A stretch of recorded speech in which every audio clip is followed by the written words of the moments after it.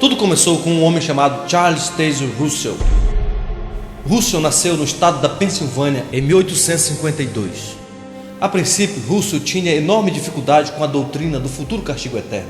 E por isso, perturbado com essas dificuldades, ele tornou-se simpatizante da doutrina dos adventistas, que exatamente negam a doutrina do futuro castigo eterno. Só que Russell possuía ponto de vista totalmente divergente dos adventistas do sétimo dia, especialmente no que diz respeito à segunda vinda de Cristo. E não demorou, portanto, para que a controvérsia entre eles aparecesse. Em 1872, Russell lançou as bases do seu novo movimento, um grupo que ficou conhecido como Torre de Vigia de Sião. Influenciado pelas ideias de um adventista chamado Nelson Barbour, Russell afirmou que no ano de 1799 o mundo havia entrado no tempo do fim e que em 1874 Jesus retornou invisivelmente à Terra. Segundo ele, a batalha do grande dia do Deus Todo-Poderoso de que fala o livro de Apocalipse terminaria no ano de 1914 com a total derrocada dos governos do mundo e com o estabelecimento definitivo do governo de Cristo na Terra. Russell tinha absoluta certeza de que essas datas haviam sido dadas por Deus. Mas o problema é que o ano de 1914 chegou e o mundo não acabou. Russell e seus seguidores não foram arrebatados. Mas como sempre acontece nesses movimentos, mudaram-se então as interpretações das datas. Agora, a data foi marcada para 1915 e depois para 1918. O problema é que em 16 de outubro de 1916, Russell morreu doente, fraco e desapontado com as suas profecias. Ele foi literalmente um falso profeta. Russell foi substituído por um homem chamado Joseph Franklin Rutherford em 1917. Em 1918, Rutherford já afirmara que muitos daquela geração não morreriam antes do fim do mundo. Fim este que se daria no ano de 1925. Em 1920 foi publicado o livro Milhões que Agora Vivem Jamais Morrerão.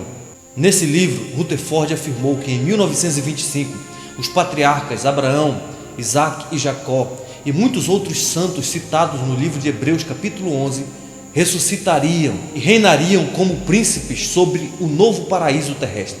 Novamente, milhares de pessoas passaram a seguir as ideias de Rutherford e venderam tudo o que tinham a fim de propagarem as novas doutrinas ensinadas por ele. Quando o tempo do fim se aproximava, as pessoas até mesmo deixaram de trabalhar, porque o tempo do fim estava próximo. Mas 1925 chegou e novamente a profecia falhou. Mais uma vez, a profecia da Torre da Vigia provou ser falsa. Rutherford também era um falso profeta. Obviamente, alguns seguidores de Rutherford abandonaram a seita, mas muita gente continuou acreditando que, embora os patriarcas tivessem atrasado um pouco, eles em breve viriam à Terra. Por isso, Rutherford, percebendo que os patriarcas precisariam de um lar para morar, resolveu construir em 1929 uma mansão em San Diego, na Califórnia, para que eles vivessem enquanto morassem na Terra. O nome da casa que ele construiu ficou conhecida como Bet Sarim, que significa Casa dos Príncipes. E ela está lá até o dia de hoje como prova inequívoca de um falso profeta. A história nos diz que no ano de 1929 o mundo experimentou a chamada Grande Depressão. A Grande Depressão foi o pior e o mais longo período de recessão econômica do século XX. Mas o que se diz sobre Rutherford é que ele vivia como um milionário na mansão de Bet Sarim. Conta-se também que nesse período Rutherford aconselhava os jovens a não contraírem matrimônios, a fim de que eles pudessem dedicar o máximo possível para a propagação de suas ideias. Mas a grande verdade é que os patriarcas nunca chegaram. Mas o fim sim chegou para Rutherford. O falso profeta morreu em 1942 em Bet Sarim. Ele partiu para a eternidade para prestar contas diante do justo juiz da humanidade, que no livro de Deuteronômio capítulo 18, versículo 22, determinou a morte daqueles que em nome de Deus enganassem as pessoas.